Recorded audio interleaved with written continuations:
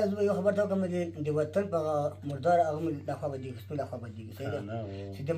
د ما خور د ما ورېندار په باډر کې ذلیله وي په ایران باډر کې ذلیله وي او بې عزته وي او څوک دوی کښې یا دوی کښې دا د ما ولایه کله ورېږي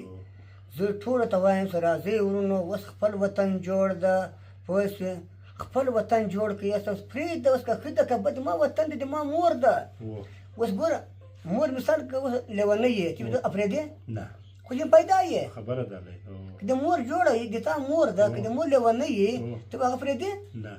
مور په یو دوايي وکړه مور دې جوړه کړه دا وطن جوړ کړئ یاست وطن تاسو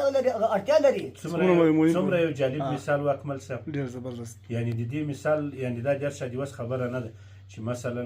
که مور ناجوړه یي یا خدای مه کړه اعصاب یې له لاسه ورکړي د لیونتوب تر کچې رسېدلی پرېږدې به یې که به دوا پرې وطن هم دغسې حیثیت لري بالکل هغه حیثیت لري او نو اوس په دې وطن